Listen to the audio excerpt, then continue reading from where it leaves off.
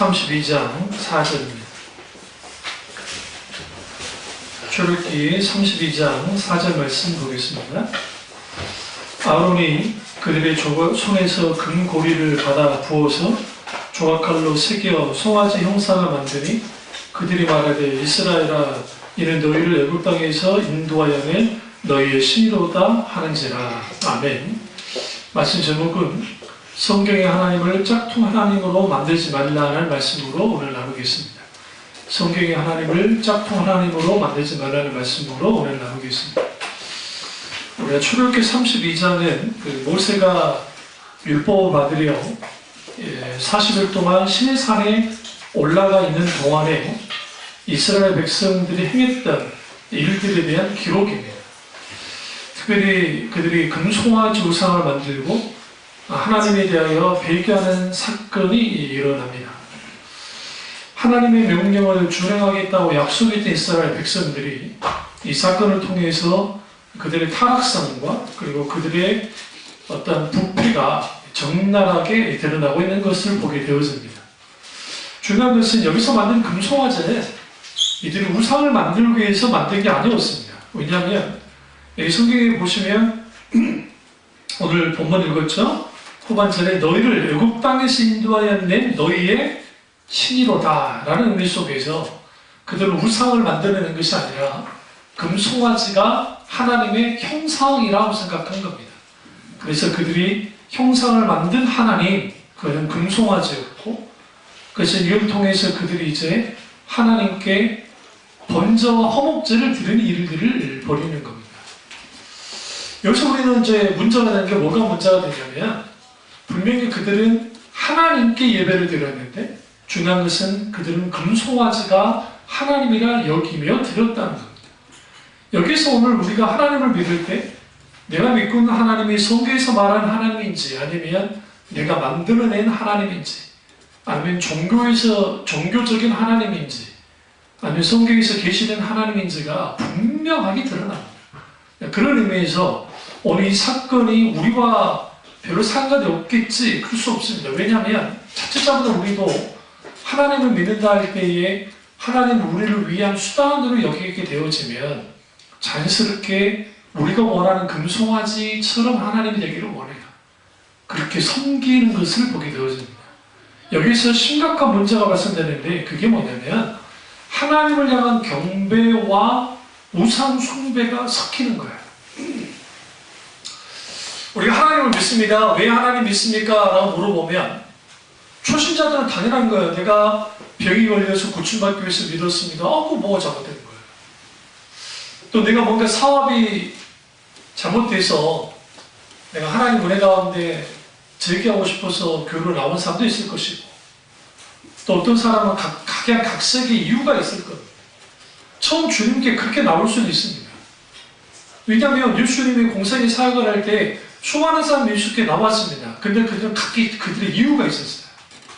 어떤 사람은 병 고침받기 위해서, 니고데모 같은 사람들은 영적으로 채워지지 않았잖아요, 유대교가. 그러니까 예수님께 나온 거예요. 부자 청년도 영생의 문제가 해결이 되지 않으니까 그가 나와서 예수님께 나왔고, 막달라 마리아, 여러분 잘 아시죠? 귀신 들렸더니 막달라 마리아, 예수님이 그 귀신 들린 막달라 마리아를 귀신을 쫓아내시고 온전케 하십니다. 그러니까 하나님께 나올 때는 다양한 이유를 가지고 나옵니다. 그런데 다양한 이유가 예수님을 만나고 난 다음에 하나로 딱 이제 묶여져야 돼요. 어떻게 묶여지느냐? 내가 하나님을 믿는 것은 하나님의 영광을 위해서 믿게 되는 거예요. 다시 말하면 하나님의 하나님 되심을 내가 경험하고 알고 그렇게 사랑하게 된 하나님을 내가 영원토록 교제하며 내가 영원토록 하나님께 영광 드리기 위해서 믿는 거예요. 그렇게 해서 우리가 천국 가는 겁니다. 많은 사람들이 천국 가면 심심할 거라 생각해요. 왜냐하면 계시록의 말대로 거기는 죽음도 없고 고통도 없고 눈물도 없고 슬픔도 없어요. 즐거움은 있대요. 하나님이 주시는 즐거움이 있을 겁니다. 문제는 뭐냐면 뭐가 문제가 되냐면 그렇게 천국을 갔는데 심심할 것 같아요. 대부분 그 생각 안 하세요? 초가 뭘 하지? 계시록에 보시면 영원토록 하나님께 거룩하다 만군의 여호와 그 하나님께 경배와 찬양을 드리는 그런 모습을 보게 되어집니다. 그럼 여기서 우리는 한 가지 알아야 되는 게 예수님을 믿는 이유와 내가 사는 이유가 같아야 돼요.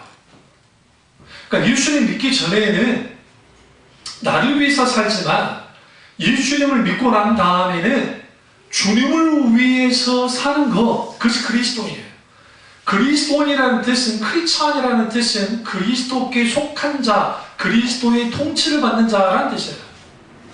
그러니까 내가 진짜 신앙을 갖고 있다, 참 신앙을 갖고 있다 아니라는 어떻게 할 수 있느냐? 내가 사는 이유와 예수님을 믿는 이유, 하나님을 믿는 이유가 같아야 돼요. 그래야 하나님을 짝퉁 하나님으로 만들지 않아요. 근데 문제는 내가 사는 것과 내가 믿는 것이 다른 거예요. 이걸 이분법적인 신앙이라고 해요. 삶과 신앙이 달라지는. 그러니까 교회 안에서는 장로님이고, 교회 안에서는 목사님이고, 교회 안에서는 권사님이시고, 교회 안에서는 집사님이신데, 교회 밖에서는 세상 사람과 다를 바 없는 사람이 되어버릴 때, 그것에 대해서 성경은 뭐라고 말할까요? 생명이 없는, 이걸 플리시맨, 육신에 속한 자라는 표현을 씁니다. 로마서에. 우리는 하늘에 속한 사람이잖아요. 땅에 속한 사람이 아니고. 그럼 적어도 우리는 뭐하냐? 하늘에 속한 자로서의 삶을 살아야 되는데 이 땅에 속한 자로서의 삶을 사는 거예요. 왜 이런 일들이 벌어지느냐? 내가 믿고 있는 하나님이 어떤 분이냐가 굉장히 중요해요. 여러분 다행인 줄 아십시오. 여러분이 이슬람교도였으면 많은 사람들이 알라가 무슨 하나님의 신명칭과 똑같다는 식으로 말하는데 그건 정말 거짓말이에요. 왜 거짓말이냐면 물론 마호메트가 성경을 가져다가 장난질을 많이 해서 신명칭 엘로힘 혹은 우리가 이제 알라라는 표현이 야훼 혹은 엘샤다이 이제 여러 신명칭이 있어요. 하나님 신명칭이 알라로 가져 나왔는데 알라라는 신은 고대 근동의 신 중에 하나야.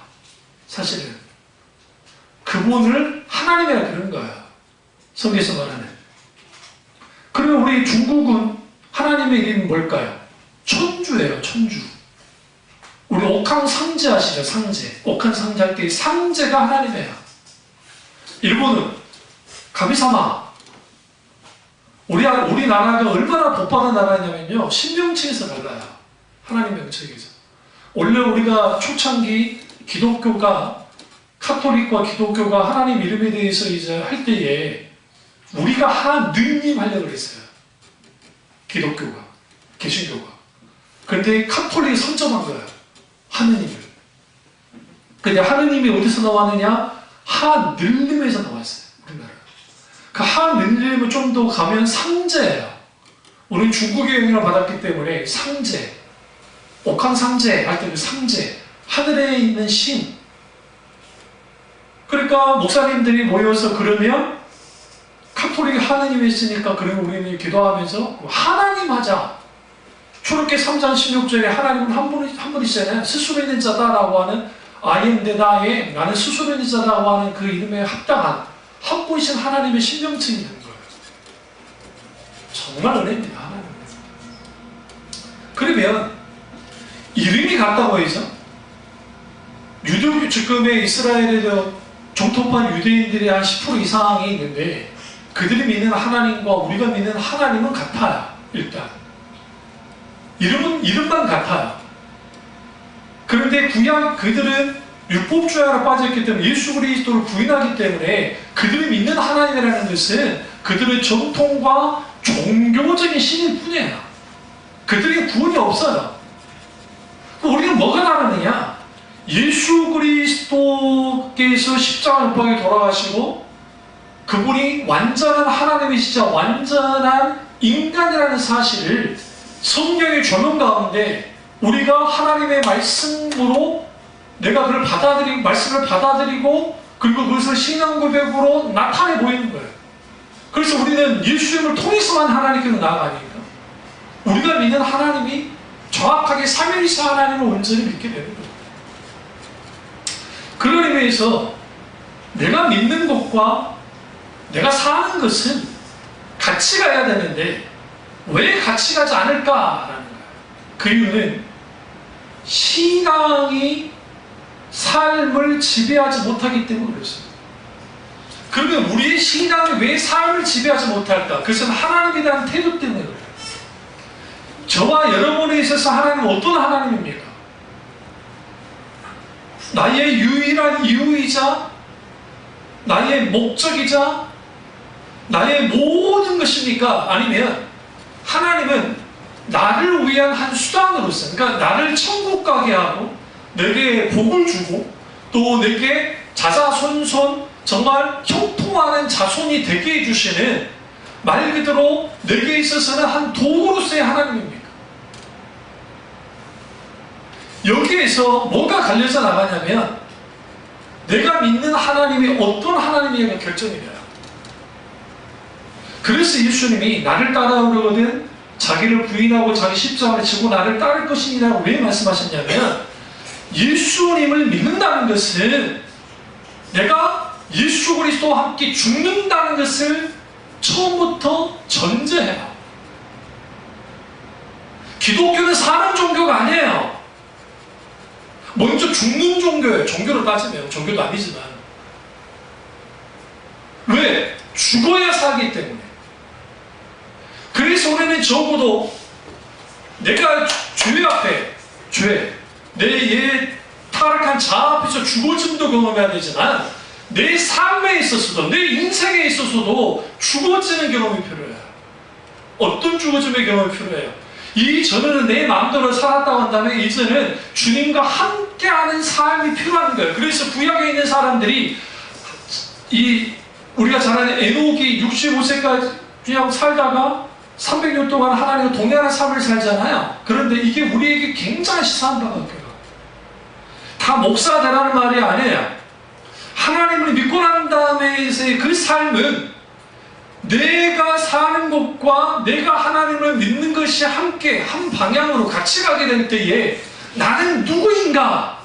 나는 도대체 어떤 존재인가에 대한 해답을 가지고 살아가요. 아무리 성공을 해도요, 아무리 돈이 많아도요, 사람들이 행복하지 않아요. 제 삼성 이재용 부회장님이 뭐 프로포폴 했다고 지금 뭐 방송이 날리는데요. 인터넷 날리잖아요. 그분이 뭐가 그렇게 부족했어요? 아니 돈이 없습니까? 그렇다고 그분이 인물이 없나요? 그렇다고 해서 그분이 뭐 못 배웠습니까?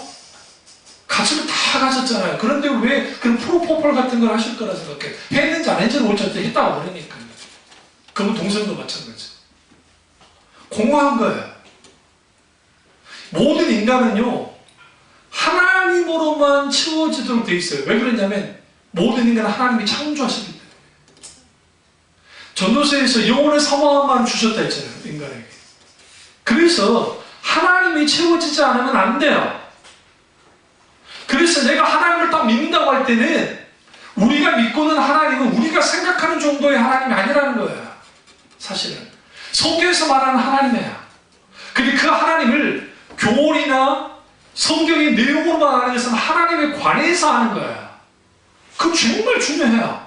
그런데 그것과 함께 필요한 게 뭐냐면 성령의 놀라운 조명은 뭐냐면 비추심이에요. 성령님의 역사하심을 통해서 무슨 일이 벌어져야 되냐면 개인적이고 사실적으로 하나님을 경험해야 돼요. 그럼 바뀌어져요. 성경의 하나님의 사람들 다 보십시오. 하나님을 만났을 때에 그들이 바뀌어집니다. 더 놀라운 것은 그들의 삶과 그들의 신앙이 같이 가요. 그러면 광야 이스라엘 백성들이 오늘 출애굽을 했습니다. 놀라운 하나님 은혜가 있을 수 없는 일이 벌어진 겁니다. 400년 동안의 그 노예살이에서 해방되어져서 그들이 나왔단 말이죠. 그런데 이제는 가데스 바네아에서 12정탐꾼을 보내서 정탐을 했는데 10명의 보고는 아주 부정적인 보고였고 2명의 보고는 하나님이 저 땅을 주시면 우리는 가질 수 있다라고 하는 믿음의 보호를 합니다. 그리고 그들이 하나님께로부터 대적했기 때문에 40년 동안 광야 생활을 해야 됐고, 그리고 이 시간에 한 1년 6개월 정도 지난 거예요. 가데스 바네아에서 1년 6개월 정도 지나서 시내산까지 온 겁니다. 시내산의 특징은 뭐냐면 광야긴 한데 물이 있는 광야야. 그러니까 물이 넘치지는 않지만 그래도 물이 어느 정도 있는 광야입니다. 그러니까 이스라엘 백성들이 광야를 다닐 때 마라의 스노부터 시작해서 물 때문에 고생을 많이 했는데 시내산 지역 딱 가니까 그래도 좀 괜찮은 거예요. 여기 있다가 나라에서도 될 것 같아요. 어떤 면에서는. 그런데 문제는 뭐냐면 모세가 어디로 올라갔어요? 시내산에 올라갔는데 40일이 있어도 내려오진 않는 겁니다. 그때 생각하기를 하나님이 데려가셨다라고 생각한 거예요. 아, 모세는 죽었구나. 그러니까 이제 지도자를 잃어버리니까 이들이 굉장히 뭐합니까? 혼란에 빠졌습니다. 그래서 그들이 생각하는 게 뭐냐면 인도하는 신을 만들어야 되겠다 하고 하면서 모세의 형이었던 아론에게 우리를 애굽에서 인도해냈던 그 능력의 신을 만들어라. 그리고 그 신은 반드시 뭐가 돼야 된다? 금송아지가 된다. 이 금송아지는 이집트에서 아주 중요합니다. 왜 그러냐면 이집트 신 중에 황금소 이게 있어요. 그런데 이것을 이제 황금소는 그냥 소가 아니고 소는 굉장히 신성하게 여겼는데 폭풍의 신 하닷이 황소 위에 서 있는 모습이 고대군동 그 석상이나 그런 조각상에 굉장히 많이 나와요. 그런데 난리 달린 소를 형상으로 만들어서 궁전 입구를 지키게 만들었습니다.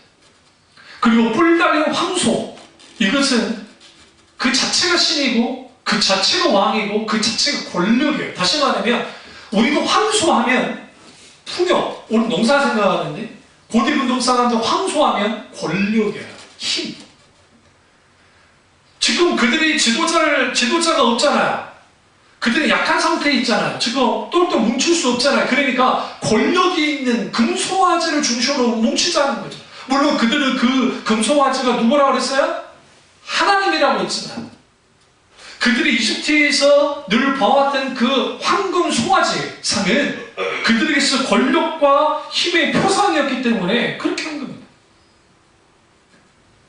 그래서 황소는 어떤 면에서는 그 신의 힘, 신의 권능을 뜻하기 때문에 권능의 신이 그들을 어떻게 하기를 원했다? 이제는 보호해 주기를 원하는 그 마음으로 금송아지가 하나님이다 라고 한 거예요. 그 소신을 이집트 사람들은 아피스라고 했습니다. 그걸 만들었던 거예요. 이게 배경이에요. 실제로. 그런데 여기서 중요한 게 금이에요. 금. 이 세상에서 가장 가치 있는 게 금 아닙니까? 그 시대에. 금을. 그러니까 금들을 다 모으게. 근데 재밌는 게 그 금은 어디서 나는 거냐? 이집트에서 나올 때 가지고 나온 것들. 그것을 가지고 만들었습니다. 여기에서 우리는 뭘 알 수 있냐면 금송아지 주조 사건은 만든 사건은 하나님과 이스라엘 백성들 사이의 계약을 파괴하는 사건이에요.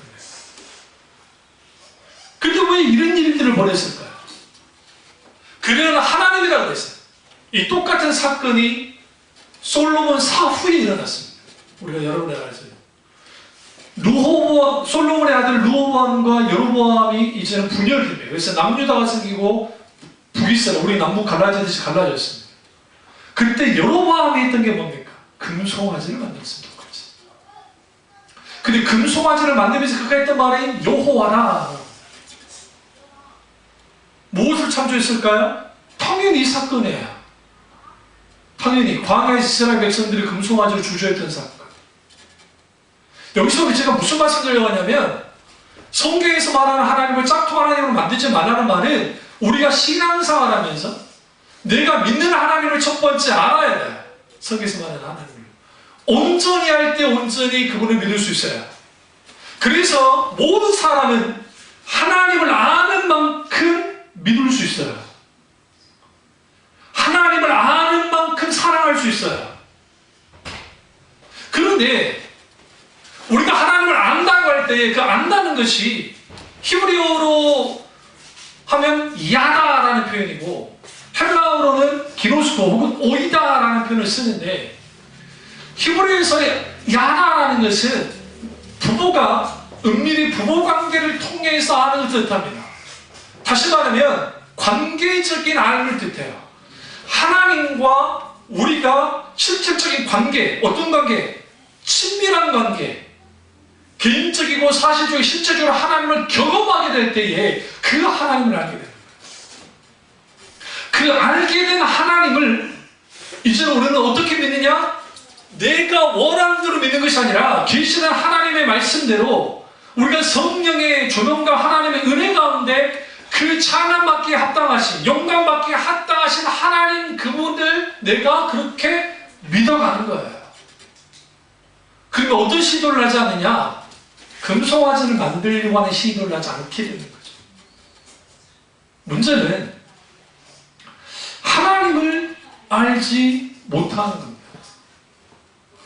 때로는 하나님을 알 때 지식적으로 알고, 때로는 하나님을 알 때 부분적으로 알고, 하나님을 알 때 내가 이때까지 교회에서 배웠던 전통, 소위 말해 하나님 이런 분이야 저런 분이야 라고 하는 그런 것들. 그래서 신앙에서 가장 위험한 게 뭐냐면 우리가 성경에서 말하는 하나님, 성경에서 말하는 신앙관을 세울 때에 여러 목사님들의 영향을 받을 수는 있어요. 그럼 참 귀한 거긴 한데 그럼에도 불구하고 모든 사람은 뭐예요? 오류가 있고 설교하는 저 목사도 오류가 있으니까 반드시 모든 것은 하나님의 말씀으로 분별하고 그리고 받아들여요.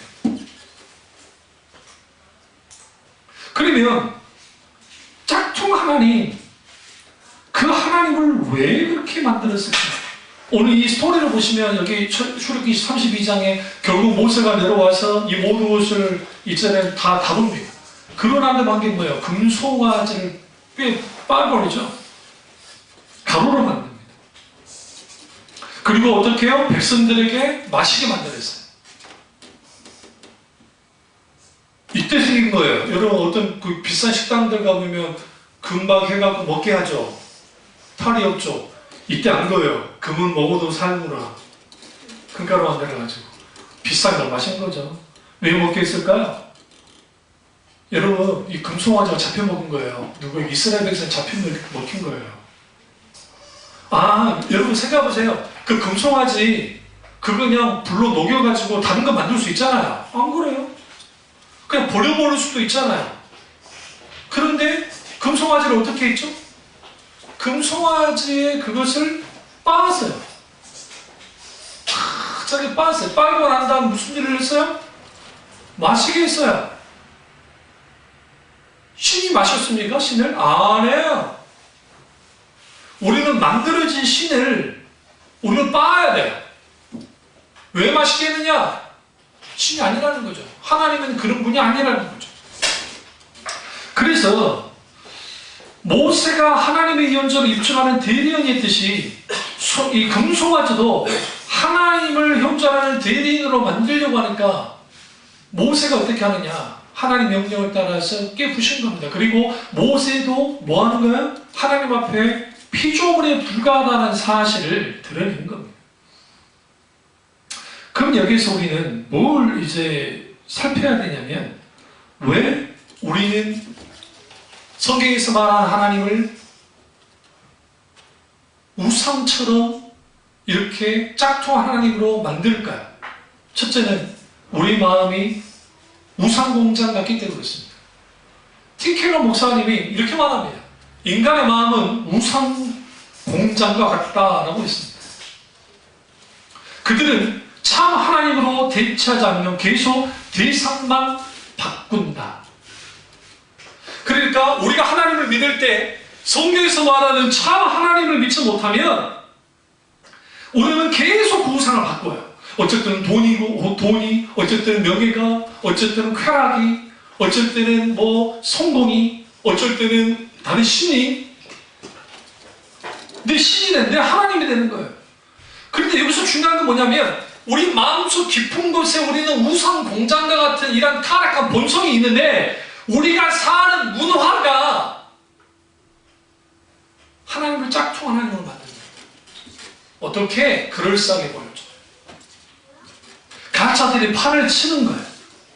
그래서 무엇을 없애버리냐면 예수 그리스도의 십자가와 회개와 지옥과 천국이라는 하나님의 메시지를 이렇게 만들었단 말이에요. 신앙생활이 있을 때 내가 하나님을 믿을 때는 내 전 인격으로 믿어야 돼요. 지성과 감성과 의지를 가지고 믿어야 돼요. 기독신앙에서 지성을 쓴다는 것이 왜 중요하냐면 C.S. 루이스라는 분이 나니아 연대 가시죠? C.S. 루이스가 회심 사건이 얼마나 극적인 줄 아세요? 그분은 어떤 기도하다가 막 그것도 안 해요. 그분이 10살 때 어머니가 돌아가셨는데 하나님께 기도했어요. 그때 하나님 엄마 정말 고쳐주세요. 근데 돌아가셔 버렸어요. 아무로. 그때 큰 상처를 받은 거예요. 그 다음부터 그는 기도하지 않았다는 거예요. 회심하기 전까지. 극심한 무신론자가 됐습니다. 그가 전쟁터에서 세계 1차 전쟁에 참전을 했는데 프랑스로 영국분인데 참전을 전쟁을 하는데 옆에 사람들은 막 죽어나가잖아요. 1차 대전 때 1000만 명이 죽었습니다. 전선에서 너무나 많은 놈이 죽었어요. 근데 다른 사람들은 하나님을 부르짖고 막 기도하는데 C.S. 루이스는 기도 안 했어요. 청년 C.S. 루이스. 그러다가 영국으로 돌아와서 이제 부산당에서 돌아와서 이제 그 과정 속에서 하나님을 만나는데 어떻게 만나느냐? 지성이에요, 지성. 하나님 없어 했던 그가 성경에서 말한 하나님의 말씀을 읽다가 아니면 이 세상에 대해 생각하면서 하다가 안 거야. 극적인 회심을 합니다. 그리고 난 다음에 C.S. 루이스의 책, 그 유명한 책, 순전한 기독교. 티케너 목사님이 이제 하나님께 대하여 말하라는 책이 순전한 기독교의 현대판이라고 생각하면 돼요. 근데 그 순전한 기독교라는 책의 내용을 쭉 보시면 얼마나 멋진 줄 아세요? 근데 왜 여러분이 읽기 힘드냐면 그 이유가 있어요. C.S. 루이스는 굉장히 논리적인 분이에요. 그러니까 글 자체가 논리적이에요. 그러니까 여러분이 논리적인 어떤 머리를 갖고 있잖아요. 읽기가 쉽진 않아요. 그 논리적이란 말은 무슨 말이냐면 아주 중요해요. 그러니까 이전에 장성수 형제가 그 순전한 기독교 읽으라고 하니까 못 읽고 영어를 가지고 읽었다는 이유가 뭐냐면 번역하는 과정 속에서 의역이 생겨요. 그러니까 좀 이해가 안 돼요. 차라리 원서를 읽어버려야 돼요. 원서를 읽어버리면 그게 좀 더 깊이 다가올 수 있습니다.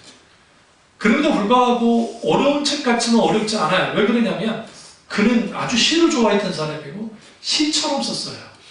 그러니까 함축된 언어가 많아요. C.S. 루이스 책에. 그러니까 함축된 언어를 잘 이해를 하면 읽어나가는데 그 순전한 기독교에서 뭐라 합니까? 내가 왜 하나님을 믿는 줄 아냐? 왜 힌두교의 신을 믿지 않고 불교의 하지 않고 그는 어디에 매료됐었냐면 그 하나님을 떠났을 때에 그는 인도의 신들에 매료됐던 사람. 그런데 하나님은 이미 세계 1차 대전, 2차 대전 때 죽으신 거예요. 잘 들으세요. 17세기, 18세기, 16, 17세기, 18세기, 19세기까지 르네상스 이후에 이성주의가 인문운동가에서 이성주의가 나오고 우리가 여러 번에 잘하는 그 모든 이마누엘 칸트 기타 등등 막 사람들이 나오잖아요. 이미 그때는 하나님을 부정되는 시대였어요. 더더군다나 여러분이 잘 아시는 다윈이죠. 찰스 다윈, 지다원이 나왔고 하나님을 부정하는 그 세대에 나와서 청년 C.S. 루이스가 방황한 거죠. 그리고 그때 당시 영국 교회가 한국 교회와 똑같았어요. 사람들이 숫자는 많았는데 진리에서 떠나서 이제는 교회만 커지고 그랬단 말이에요. 그리고 이제 이 쇠퇴의 징조가 보였던 시대가 그 시대예요. 실제로 그분이 있을 때 이미 끝났어요. 1950년 전후로 해서 영국교회는 끝나버려요. 마틴 루더스 목사님이 74년까지 사셨으니까 시수리수가 63년도에 돌아가셨으니까 이런 상황 가운데에서 그가 하나님에 대하여 말할 때 그가 변증적으로 그리고 논리적으로 어떻게 생각하느냐, 성경에서 말하는 하나님이 이해할 수 없는 하나님이라는 거예요. 나 그랬습니다. 왜냐하면 여러분 상식적으로 종교를 만드면 믿기 좋게 만들어야 되잖아요. 이해하기 좋게. 안 그래요? 그러니까 부처님, 이슬람의 알라, 일본의 신도이즘, 그리고 뭐 기타 등등 종교들, 그거 보세요. 그 신들 이 관계만 가지면 돼요. 내가 시인에게 최선을 다해 잘 섬기면 되는 거예요. 다 똑같아요. 그 이상도 귀하도 아니에요. 다만 내가 그게 잘 섬김으로 신이 내게 복 주고 화를 면하게 해주고 그리고 덤으로 내세에 그들이 말하는 내세까지 인도해주는 신이면 좋은 거예요. 그 정도의 신간과 그 정도의 신앙을 가져가요. 그게 종교예요. 그게 성경에서 말하는. 그런데 오늘날 기독교인들이 하나님을 믿는다고 할 때에 그 하나님을 믿을 때 이유는 뭐냐? 두 가지. 하나는 내가 어쨌든 천국 가고 싶어요. 천국 가기 위해서 믿어요. 뭐 잘못된 게 정말 귀한 거지. 두 번째, 이 세상에서 하나님이 주시는 축복을 누리면서 믿고 싶어요. 그리고 그걸 누리면서 천국 갈 수 있다고 주장하는 게 신본용주의, 기복주의, 적극적 사고방식, 그런 신앙관들. 이게 미국적 존 두이의 미국의 실용주의가 미국 기독교 영향을 줬고 그 미국 기독교가 우리나라 그대로 이식됐기 때문에 실용주의적인 기독교가 된 거예요. 실용주의적인 기독교가 되니까 뭘 제거하기 시작했냐면 사람들에게 걸리는 걸 제거했죠. 그게 대표적인 십자가의 복음과 지옥에 대한 설교와 죄에 대한 어떤 쟁취와 그리고 천국에 대한 것들이 다 제거된 거예요. 그러면서 뭐 하느냐? 죽은 다음에 가는 천국 있을지 없을지 모르지만 있으면 좋겠어. 그러니까 가게 해주면 돼요. 그 정도로 믿는 거예요. 그러니까 당연히 하나님에 대한 신앙은 어떻게 신앙사냐면 내게 있어서 하나님은 나를 뒷받침해주는 정도의 하나님. 그러니까 내가 하나님과 같은 길은 가지만 절대로 연합되어져서 한 내일에 같이 가지는 않아요. 그리고 그 하나님이 내게서 너무 멀어져도 문제고 너무 가까워져도 문제고. 왜? 너무 가까워지면 하나님이 간섭하시니까 내 마음대로 못 사니까 불편한 거예요. 이걸 평행선을 달리면서 가요. 그게 당연히 신앙과 믿음과 삶이 믿는 목적이 같아야 되잖아요. 사는 목적과 믿는 목적이 같아야 되는데 안 같아지는 거예요. 아니 교리로는 내가 하나님의 영광을 위해서 살겠습니다 라고 하지만 사실은 그렇게 살지 않는 거죠. 왜? 내가 믿는 하나님은 나를 뒷받침해 주는 정도의 하나님이 되어지니까. 여기서 심각한 문제가 생기는 뭐냐면 하나님 경험이 사라지는 거예요. 참비 중앙교회에서 신앙생활을 하면서 하나님 경험을 못하고 있다. 일밀가 없는 하나님을 만나고 인격적 하나님을 경험하고 성령의 기름과 임재와 그리고 하나님의 놀라운 은행하심을 경험하지 못한다고 한다면 우리는 아주 심각한 상태입니다. 제가 신앙생활 어렸을 때 저는 어차피 우리 집안 자체가 목회자들이 많았고 저는 교회를 따라온 적도 없고 했으니까 제가 50년이 넘는 것까지 제가 계속적으로 하나님과의 관계 속에 있었단 말이에요. 응?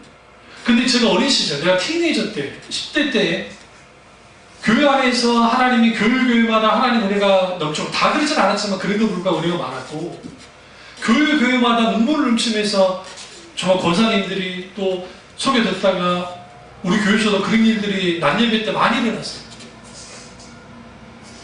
은혜가 얼마나 넘쳐날지 몰라요. 하나님을 부정할 수 없는 게 저희 모교회에서 정말 이름만 되면 역전 깡패 두목이 있어요. 그 두목이 우리 목사님에게 칼을 들이대면서 돈 내라고 하고 협박 편지를 보내고 했던 그 형이, 우리한테 형이, 그러니까 10살 이상 되는 그 형이 극적 회심했어요. 그러니까 경찰들도 정말 이거 안 된다고 그러고 부모님도 안 된다고 하는데 그렇게 깽판을 치고 목사님도 그 당시 600만 원 달라고 80년도 초에 600만 원을 내놔라고 막 그때 당시 600만 원이면 집 한 채가 뭐 집안 같은 두세 채 될 정도인데 그 안 주면 죽인다고 그 하는 그런 속에서 깽판치로 교육받다가 바뀌어져 버렸어요. 하나님 만나. 무슨 말이냐? 한국교회 위기는 숫자가 없는 게 무기가 아니에요. 숫자 없는 것은 그렇다 쳐요. 한국교회 위기는 뭐냐면 하나님 경험이 사라지는 거예요. 교육 가운데. 그러니까 이런 생각을 하죠. 그래서 과거에 있는 부흥회 때는 그래도 또 하나님 은혜를 경험한 듯 했어요. 오늘날은 그러잖아요. 정경도 목사님이 그 유명한 말 했지. 그때 그런 말 말씀하시더라고요. 내가 요즘에 부흥회를 가지만 옛날에는 부흥회 가지고 은혜를 받으면 적어도 2주, 3주는 갔는데 이제는 부흥회 끝나자마자 은혜를 쏟아버린다.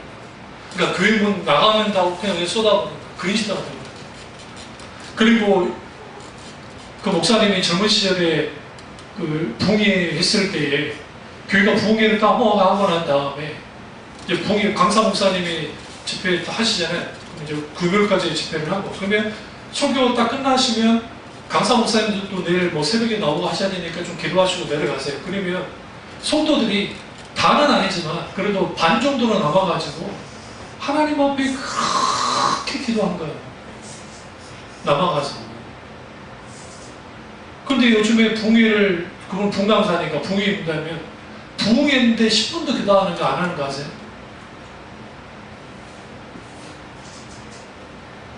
일단 시간이 없대요. 고교회 목사님이 이 시간까지 해주셔야 돼서 더 길어지면 성도들이 싫어해요. 그렇게 못하고. 그러니까 뭐가 문제가 되냐면 성령으로 예배돼야 되는데 성령께서 우리 모든 예배를 주장하시고 역사하셔야 되는데 이제는 인간의 프로그램과 인간에서 좌지우지되는 예배가 돼버린 거예요. 이게 짝퉁인 거예요. 하나님이 원하시면 그 예배는 진행되어져야 돼요. 실제로. 그런데 너무나 많은 거 왜 인간들에서 좌지우지되어 있어요. 하나님이 기뻐하신 거라고 한다면 우리는 충분히 그것에 대해서 하나님께 그렇게 나와야 되는데 그렇게 못하는 거죠. 그러다 보니까 무슨 일이 벌어졌느냐. 아하, 하나님을 내가 좌지우지 시킬 수 있지 않을까라는 생각을 대놓고 말하는 거죠. 그래서 만들어낸 논리가 뭐냐? 두 가지. 율법주의에서 말하는 자기 의와 자기 공덕이에요. 신앙생활에 자기 의로 하는 거야. 내 힘과 내 능력과 내 열심과 내 능력으로. 그래서 교회마다 믿음 좋은 사람 어떤 사람이에요? 예배 안 가지고 헌금 잘하고 열심히 봉사하고 전도도 잘하고 목사님 말에 거역하지 않고 열심히 하시는 분들. 정말 귀한 분들이죠. 그런 분들은 정말 본받아야죠. 그런데 그것이 하나님의 은혜에서 된 것일 수도 있겠지만 그 사람의 성량과 아니면 어쩔 수 없이 그렇게 하는 경우도 있습니다. 제가 그 헌신예배, 한남동에 헌신예배 인도로 갔을 때 교사들 헌신예배를 하는데 그냥 저는 그랬어요. 이제 그 교회 상황이 잘 모르니까 우리 교사 선생님들은 힘드시죠? 하니까 어떤 거기 부장 선생님 하나가 힘들어요! 그래 그러고 목사님 힘들어요! 나는 어떻게 하라? 잘 다독여 줘야 되는데 메시지는 그런 메시지가 아니니까. 그래 힘드시죠? 근데 사명자는 힘들어도 가는 겁니다. 하나님께서 인상 푹 쓰고. 그래서 한마디 더 해줬죠. 그것까지는 하지 않아야 되는데 목사가 먹기 힘들다고 그만두면 되겠어요. 그러니까 이제 인상 더 이상 설교를 듣지 않더라고. 그래서 이제 내가 잘못했구나. 그럼 왜 그 친구들이 그런 줄 아세요?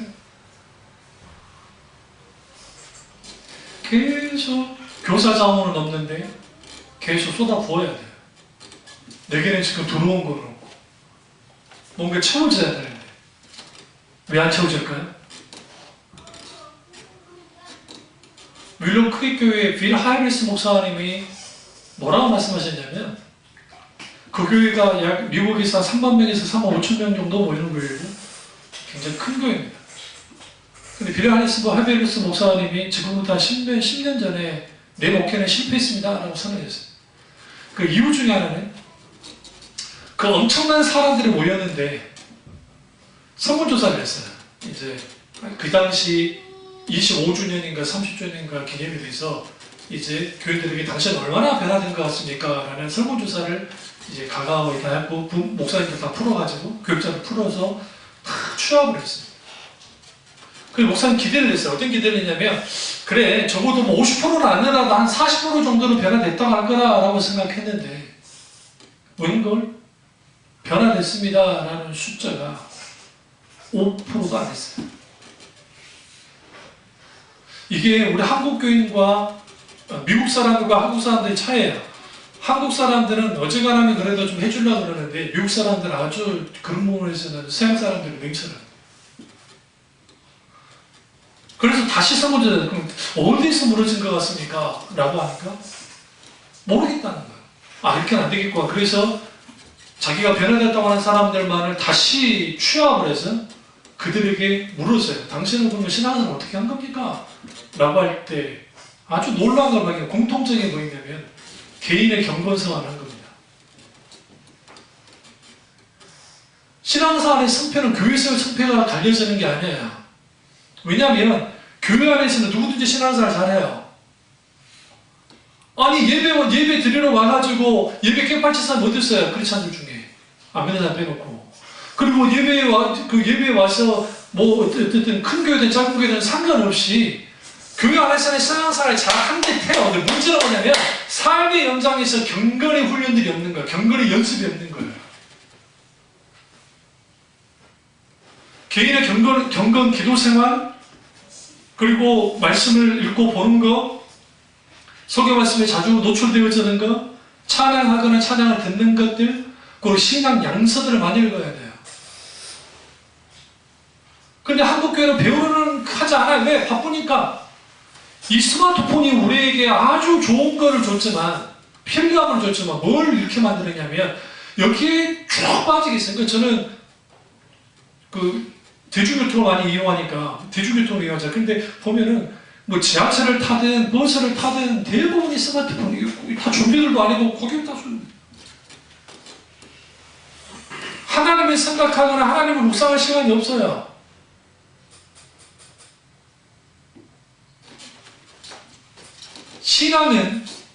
그러니까 신앙의 깊이는, 믿음의 깊이는, 잘 들으세요? 믿음의 깊이, 믿음의 크기. 우리 이렇게 생각했죠. 믿음의 크기, 강한 믿음, 이런 믿음은 내가 열심히 기도하고, 열심히 하나님을 부여다니고, 열심히 뭔가 하면 믿음이 자라난다. 믿음이 성장된다. 어떤 면에서 맞는 말이긴 한데, 사실은 그게 우리를 믿음을 자라게 하는 게 아니에요. 믿음은 어떻게 자라나느냐? 관계에서 자라나요. 하나님과의 관계. 어떤 관계? 하나님을 깊이 묵상하는 만큼 우리 신앙도 깊이 자라나요. 하루하루 우리는 하나님을 깊이 묵상해야 돼요. 오스왈드 챔버스의 책임이 갑자기 생각나네. 어쨌든 그런 묵상집들이 왜 나왔다고 생각하세요? 그 이유는 뭐냐면 하나님을 깊이 묵상해야 돼요. 첫 번째. 두 번째는 하나님과의 관계 속에 이제 깊이 묵상했잖아요. 그러면 내 삶 속에서 하나님의 행하신 일들, 운행하시는 이러한 사건들과 상황들에 대해서 아주 민감하게 반응해요. 실제로 하나님 우리 삶 속에서 역사하십니다. 그래야 성경에 갇혀있는 과거에 묶여있는 하나님 아니라 오늘날 이 시점에 이 시간에 살아서 역사하는 하나님을 경험하는 거예요.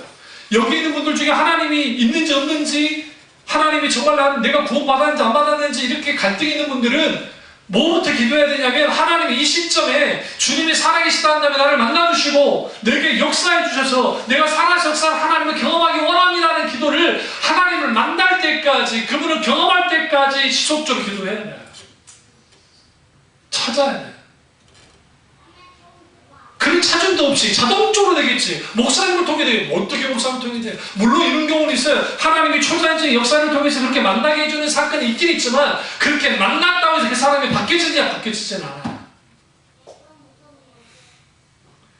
그토록 오랫동안 신앙생활을 했는데 나는 왜 변화되지 않는 것인가? 이번 목요일날 군산을 갔다 왔는데요. 제 동교 목사님 어머니가 돌아가셔서 쭉 갔다 오면서 선배 목사님하고 왔다 갔다 이제 하면서 이런 이야기 저런 이야기 하다가 어떤 목사님 한 분 계셨는데 목회 금방 이제 두신다고 65인가 되시는데 우리 교단은 70살이 정년이거든요. 교사도 좀 있으신데 목사님 왜 목회를 그만두려고 하세요? 라고 하니까 목회에 대한 회의감이 들어서 그렇습니다. 왜 목회에 대한 회의감이 드셨습니까? 나부터 시작해서 사람들이 안 변해요. 내가 왜 목회하는지 모르겠다. 여러분 그런 목사님 밑에 있는 분들 복받은 분들이에요. 뭐냐면 그런 고민이라도 하시잖아요. 고민이라도. 오늘날 우리가 하나님을 믿는다고 할 때에 내가 믿는 하나님의 짝퉁 하나님을 왜 만드는 줄 아세요? 우리의 생각과 우리의 말과 우리의 행동 속에서 내가 생각해낸 하나님을 그려버려요. 이 하나님 이런 거 단정을 잡아버려요. 그리고 하나님을 믿는 거예요. 그리고 우리 하나님 미스터리한 분이에요. 신비로운 분이에요. 신비로운 분임에도 불구하고 직접적이고 사실적인 분이고 동시적으로 그분은 우리와 아주 깊은 관계 속에 있지만 크고 놀랍고 광대하신 하나님이기도 해요. 그 하나님의 성경이 조명하는데 깊이 깨달아 알고 나아가면 우리는 이런 우상 안 만들어요. 마음의 우상을. 그리고 그 영적 전쟁터와 같은 이 마음의 우상들을 어떻게 해요? 몰아내야 하나님의 짝토로 만들지 않아요. 우리 마음의 전쟁을 해요. 영적 전쟁의 99%는 마음의 전쟁이에요. 입의 말과 이 마음의 전쟁이에요.